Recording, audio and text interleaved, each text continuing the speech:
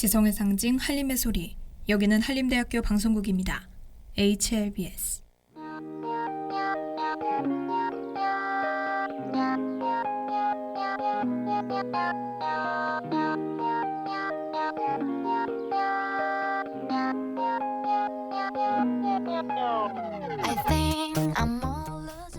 청취자 여러분 안녕하세요. 저는 소소한 소토리의 이야기꾼 영은입니다. 낙엽만 떨어져도 깔깔대던 어린 시절을 지나 어느새 우리는 어엿한 어른이 되었습니다. 사회에서는 자연스레 어른이라면 무엇이든 알고 있어야 한다고 말하죠. 그런데 저만 그런가요? 아직 세상은 너무나 넓고 이해하고 싶은 것 투성입니다. 아주 작은 호기심부터 조금은 심오한 호기심까지 알고 있으면 언젠가는 쓸모있을 소소한 이야기를 전해드릴게요. 매주 수요일 이 시간 딱 10분.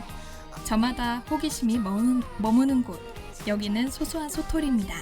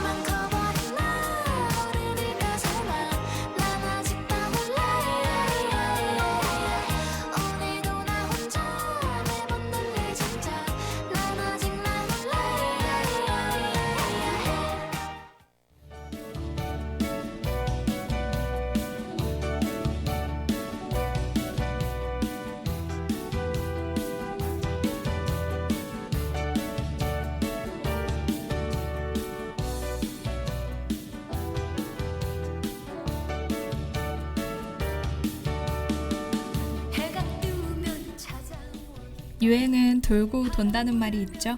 과거에는 트렌디하다고 여겨졌던 것들도 시간이 지나면 레트로라는 이름으로 다시 떠오르곤 합니다. 모든 것이 빠르게 지나고 자고 일어나면 새로운 것들이 쏟아지는 요즘 같은 시대에 이런 레트로의 흐름은 조금 역설적으로 느껴지기도 해요. 사실 레트로가 주목받기 시작한 지도 꽤 오랜 시간이 흘렀죠.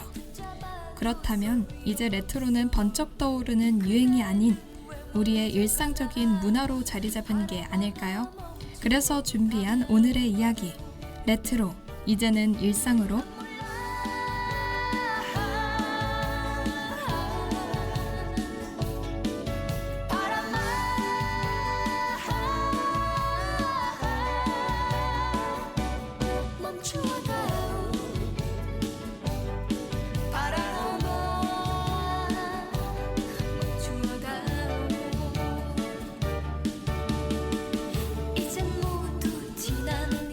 레트로라는 단어는 70년대 프랑스 저널리스트들에 의해 처음 사용됐다고 해요. 이후 영국을 통해 영어권 국가까지 확산되면서 음악, 패션 등 다양한 레트로가 등장하기 시작했습니다. 우리나라의 레트로 열풍은 2008년 금융위기 이후로 급부상했다고 하는데요. 경기가 악화되며 먹고 살기 힘들어지자 과거에 행복했던 추억으로부터 위로를 받으려는 현상인 거죠. 그렇게 다양한 레트로 유행이 이어져 오다가 2019년 코로나19 이후 경제가 급격히 악화되면서 레트로가 재등장하기 시작했어요. 패션이면 패션, 영화면 영화, 노래면 노래, 거의 모든 일상에 레트로가 스며들었다 해도 과언이 아닌데요. 작은 점이 반복되는 도트 패턴, 허리 아래로 자연스럽게 떨어지는 미디 스커트, 패션계에서는 레트로 무드를 또 하나의 개성으로 받아들이고 있습니다. 드라마 응답하라 1988, 영화 써니 등 과거의 향수를 담은 컨텐츠도 쏟아지기 시작했고요. 이문세의 붉은 노을과 H.O.T의 캔디 또한 유명 가수들의 리메이크로 또 한 번 전성기를 맞이했죠. 이쯤 되면 레트로는 우리 일상의 당연한 문화가 된 것 같은데요. 낯설 법도 한 과거의 감성들이 이토록 사랑받게 된 이유는 무엇일까요?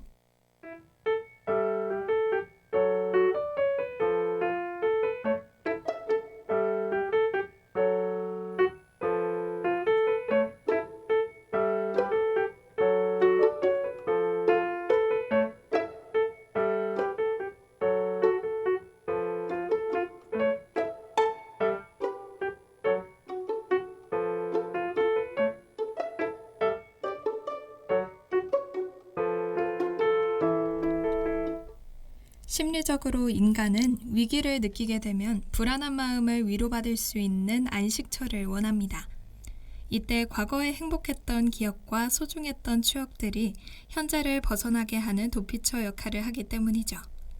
이런 심리 현상을 무드셀라 증후군이라고 하는데요. 과거를 회상할 때 나쁜 기억은 빨리 잊고 좋은 일만 기억하려는 일종의 기억 왜곡 현상을 뜻합니다. 그러나 도피 심리라고 해서 부정적인 요인만 있는 건 아니에요. 일부 전문가들은 이런 심리가 뜻하지 않는 어려움을 겪을 때 도움을 주는 희망적 요인이 될 수 있다고 말합니다. 향수라는 것은 자아 존중감을 높여서 인간을 낙천적으로 만들기도 해요. 결국 과거에 즐거웠던 날들을 떠올리는 건 미래까지 긍정적으로 바라보는 힘이 됩니다. 레트로가 단순한 유행을 넘어 세대를 잇는 연결고리가 되는 이유도 바로 이것 때문 아닐까요?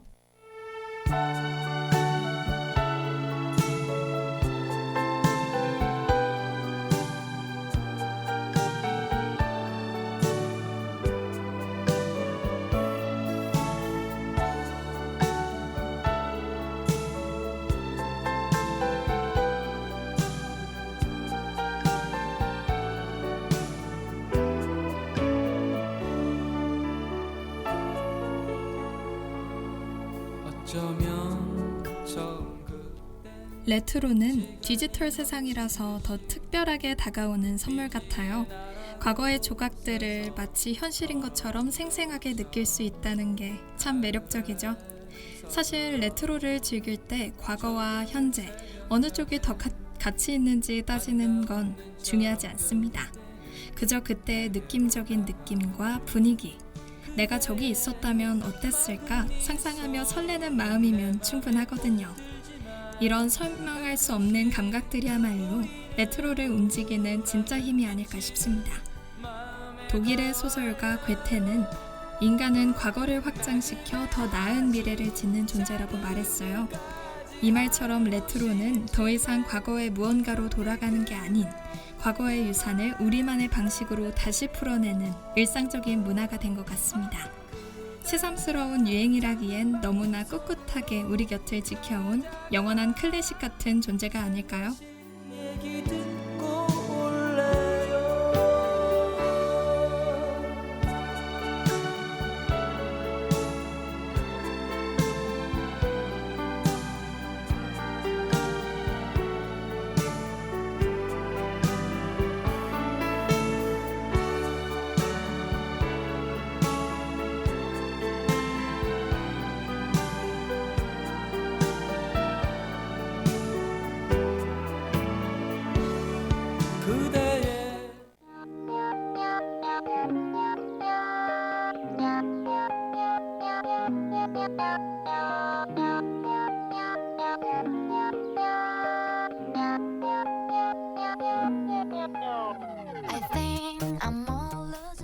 오늘의 소소한 소토리, 바로 레트로였습니다. 생각해보면 지금 입고 있는 옷, 손에 든 스마트폰, 심지어 오늘 나눈 대화들까지도 먼 미래에는 또 다른 레트로로 기억될지도 몰라요. 돌고 도는 인생사처럼 레트로는 언제나 우리 곁에서 함께 할 테니까요. 지금 이 순간도 언젠가는 꼭 기억하고픈 소중한 추억이 된다는 사실 잊지 않았으면 좋겠습니다. 지금까지 소소한 소토리의 이야기꾼 영은이었습니다. 저는 다음 주에 더 흥미로운 이야기로 찾아올게요. 다들 점심 거르지 말고 꼭 챙겨 드시고요. 오늘 하루도 힘차게 달려보자고요. 다음 주에 만나요.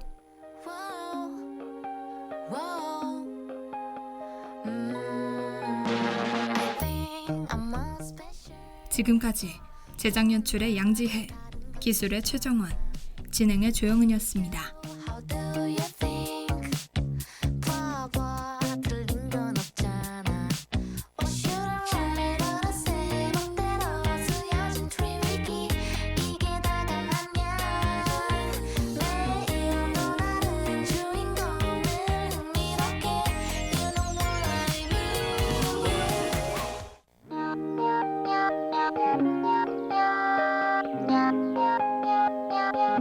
Yeah.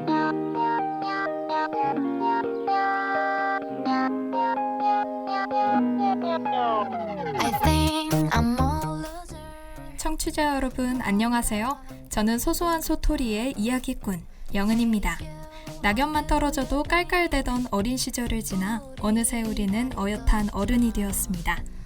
사회에서는 자연스레 어른이라면 무엇이든 알고 있어야 한다고 말하죠. 그런데 저만 그런가요? 아직 세상은 너무나 넓고 이해하고 싶은 것 투성입니다. 아주 작은 호기심부터 조금은 심오한 호기심까지 알고 있으면 언젠가는 쓸모있을 소소한 이야기를 전해드릴게요. 매주 수요일 이 시간 딱 10분 저마다 호기심이 머무는 곳 여기는 소소한 소토리입니다.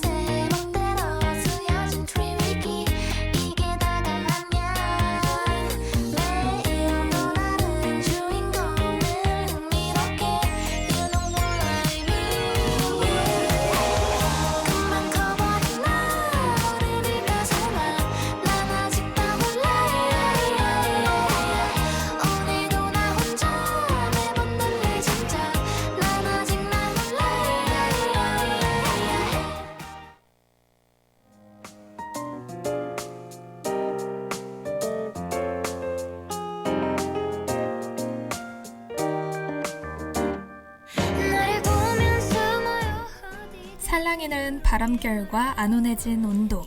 이제는 날씨가 제법 따스해졌죠?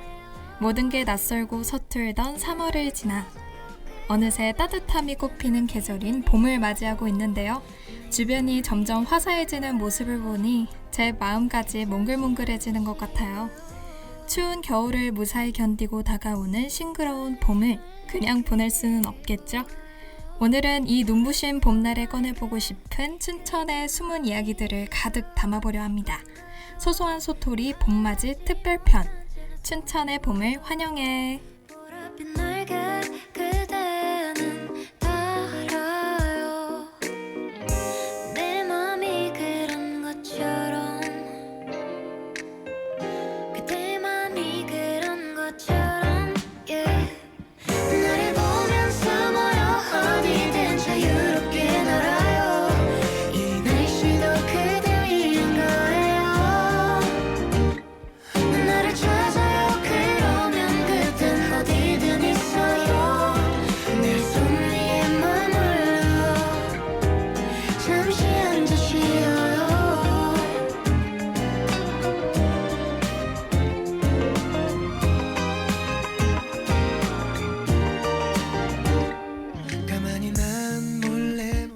여러분, 춘천의 옛 지명을 아시나요? 봄춘의 내천, 봄이 흐르는 시내라는 뜻의 순 우리말 이름, 바로 봄내입니다. 제가 생각하는 봄내의 매력은 이 단어를 발음할 때의 입모양인데요. 봄하고 말하려면 입술을 꼭 모았다가 팡 하고 떼어야 합니다. 그 모습이 마치 겨우내 웅크리고 있던 꽃망울이 찬란하게 터지는 듯한 느낌을 주지 않나요? 봄의 설렘을 꾹꾹 눌러 담은 이곳이 바로 우리가 살고 있는 봄내, 춘천입니다.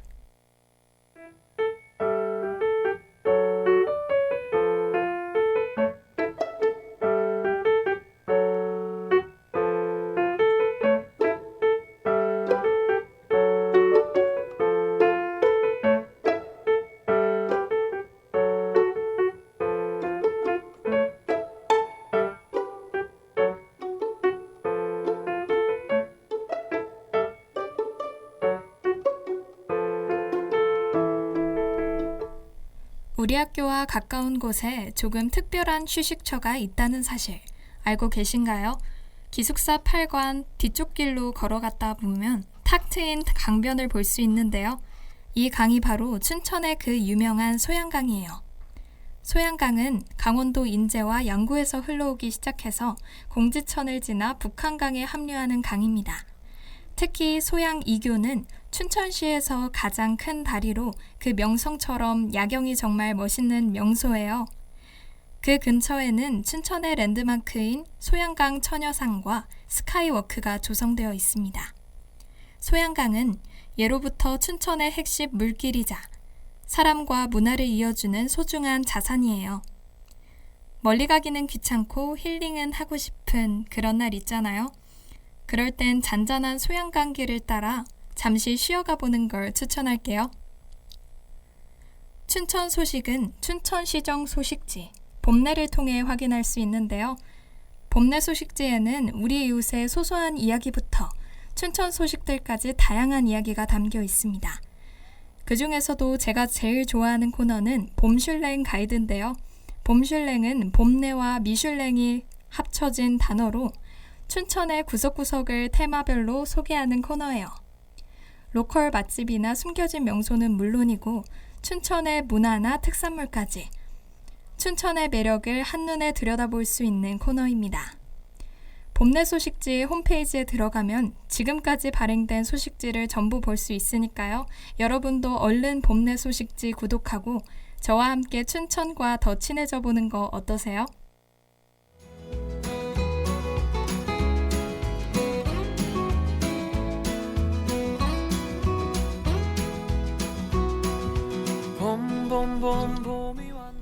춘천에서 이곳을 빼고 낭만을 논할 수는 없죠.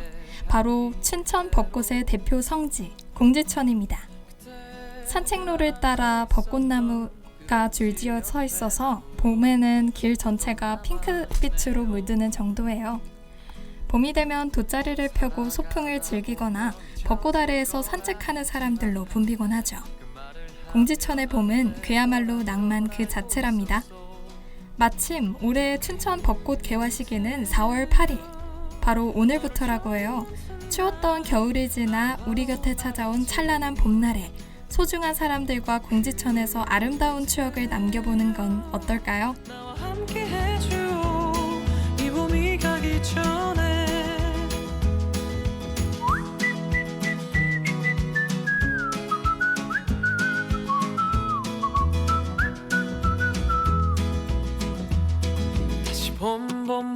봄이 왔네요. 그대 없었던 내 가슴 시렸던 겨울을 지나 또 벚꽃잎이 피어나듯이 다시 이 벤치에 앉아 추억을 그려보네요. 사랑하다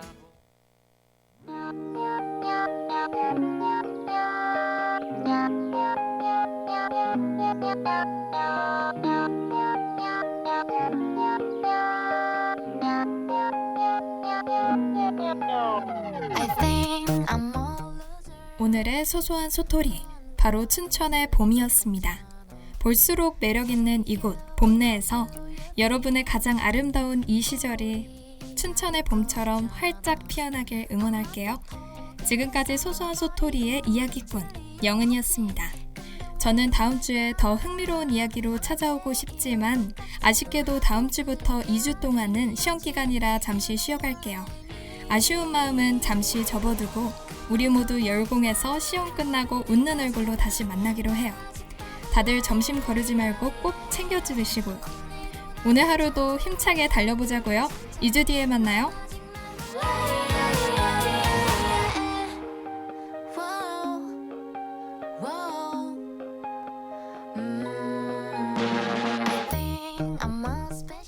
지금까지 제작 연출의 양지혜, 기술의 최정원, 진행의 조영은이었습니다.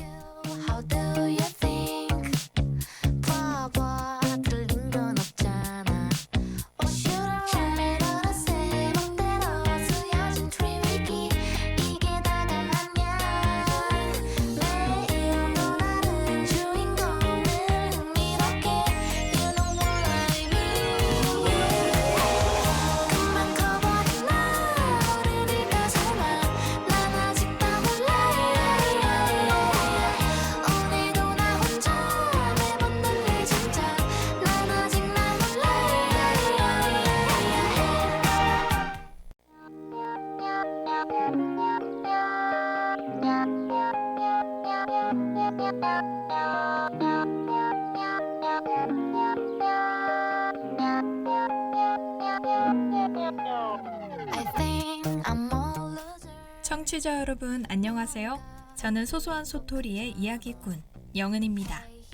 낙엽만 떨어져도 깔깔대던 어린 시절을 지나 어느새 우리는 어엿한 어른이 되었습니다. 사회에서는 자연스레 어른이라면 무엇이든 알고 있어야 한다고 말하죠. 그런데 저만 그런가요? 아직 세상은 너무나 넓고 이해하고 싶은 것 투성입니다. 아주 작은 호기심부터 조금은 심오한 호기심까지 알고 있으면 언젠간 쓰모있을 소소한 이야기를 전해드릴게요. 매주 수요일 이 시간 딱 10분 저마다의 호기심이 머무는 곳 여기는 소소한 소토리입니다.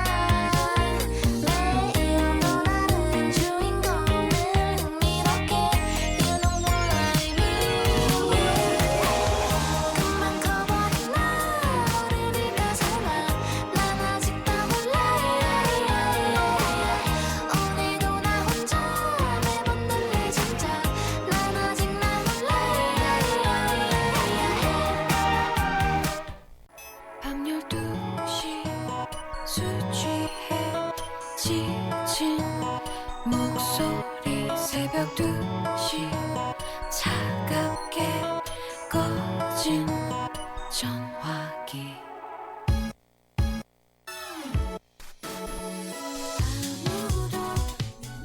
릴스나 쇼츠를 보다 보면 어김없이 들려오는 AI 목소리. 이제는 사람 목소리보다 인공지능 나레이션이 더 많이 들리는 세상이 됐는데요. 처음 인공지능이 도입됐을 때는 로봇처럼 어색하고 딱딱한 말투였는데 이제는 이게 진짜 사람인지 기계인지 구분하기 어려울 정도로 자연스러워졌습니다. 기술의 발전이 정말 놀랍다는 생각이 들면서도 한편으로는 인공지능이 마음을 위로하는 세상이 왔다는 게 조금 두렵기도 해요. 소소한 소토리가 들려주는 오늘의 이야기. 저 됐어요. TTS 됐어요. 친구를 피해본 적 잃어본 적 가는 뒷모습 지켜본 적 미친 듯 사랑했는데 왜 정말 날 잘해줬는데 왜 모든 걸 다 줬었는데 You got me going crazy 죽도록 사랑했는데 왜 내 몸과 맘을 다 줬는데 모든 걸 잃어버렸는데 어떡해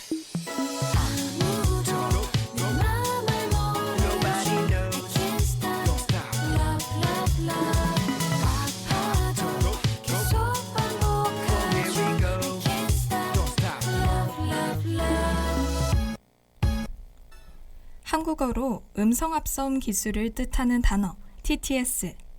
TTS는 텍스트-투-스피치의 약자로 컴퓨터 프로그램을 통해 사람의 목소리를 구현하는 기술을 말합니다. 이 기술은 본격적인 AI 시대를 맞이하면서 다양한 분야에 활용되고 있는데요. 사실 TTS가 지금처럼 대중적인 트렌드로 자리 잡기 전에는 자동응답 서비스나 대중교통 안내 방송 등 정보 전달 영역에서만 주로 사용되어 왔어요. 그러나 지금은 누구나 손쉽게 버튼 하나로 목소리를 만들어낼 수 있을 만큼 대중화됐죠. 이제는 우리가 적극적인 사용자로서 매번 접하는 미디어 컨텐츠에도 깊이 스며들게 된 것입니다.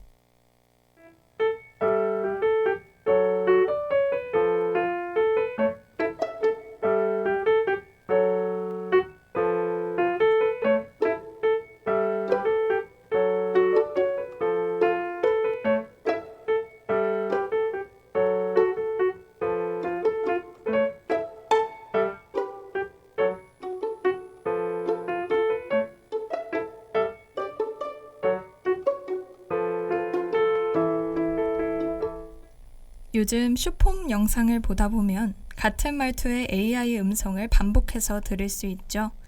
이것들은 주로 영상 편집 어플 캡컷에서 제공하는 TTS 기능이에요. 짧은 문장을 과장된 억양으로 읽는 방식은 자극에 최적화된 SNS 소비 방식과 맞물리며 단 몇 초 만에 웃음이나 반응을 끌어내는 장치로 작동합니다. 별 의미 없이 넘어가며 소비하는 숏폼 컨텐츠에 딱 좋은 기술이죠. 하지만 짧고 강렬한 자극은 결국 시청자의 피로도를 높일 수 있습니다. 확실한 도파민을 주는 반면에 관심이 빠르게 소모되는 구조로 이어지는 거죠. 때문에 이런 일회성 소비 콘텐츠에 대해 전문가들도 우려하는 목소리를 내고 있는데요. TTS가 콘텐츠의 가치, 감동을 자아내는 서사를 담아내기는 어렵다는 겁니다. 김헌식 대중문화평론가는 인공지능 음성에 대해 TTS는 획일적으로 작동할 뿐 서사에 맞는 능동성은 제한적이라고 말했어요. 콘텐츠의 가치나 깊이는 사라지고 자극만 남은 인스턴트 콘텐츠가 넘쳐나게 된다는 거죠. 그러나 모든 TTS가 자극적인 콘텐츠로 쓰이진 않습니다. 때로는 작은 기적이 되기도 하거든요. 지난해 LG U+에서는 이 TTS 기술을 활용해 안타깝게 세상을 떠난 순직 소방관의 목소리를 복원해 음성 편지를 제작했습니다. 이 프로젝트를 기획한 이명석 팀장은 이렇게 말했어요. 그들이 영원히 자랑스러운 자식으로 기억되고 남겨진 부모에게도 작지만 따뜻한 위로가 됐으면 좋겠다라고요. TTS의 대중화가 때로는 낯설게도 때로는 피곤하게도 느껴질 수도 있지만 결국 그 기술을 어디에 쓸지 결정하는 건 사람의 마음이라는 사실을 다시 한번 깨닫게 됩니다.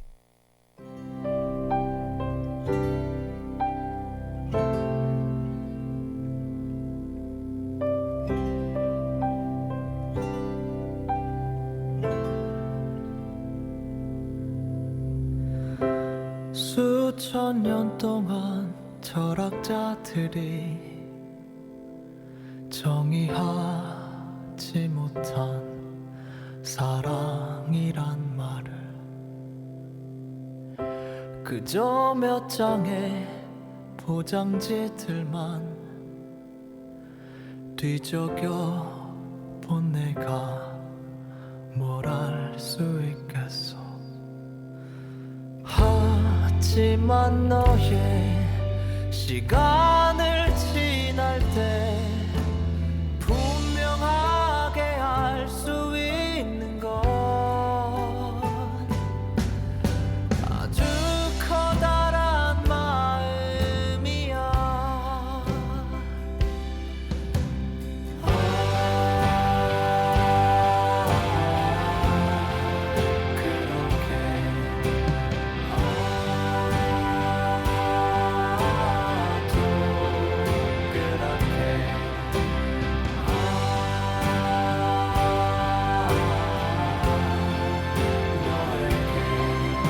아주 조그만 말들이야.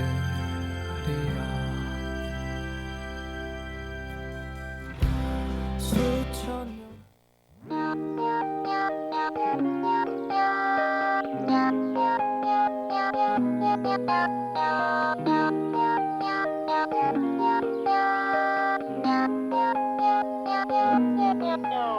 I think I'm all 오늘의 소소한 소토리, 바로 TTS였습니다. 어느덧 기술은 우리의 마음을 따뜻하게 이어주는 다리가 된 것 같아요. 그래도 결국 그 안에 진심을 채우는 건 여전히 사람의 목 아닐까요? 적어도 이 라디오에서만큼은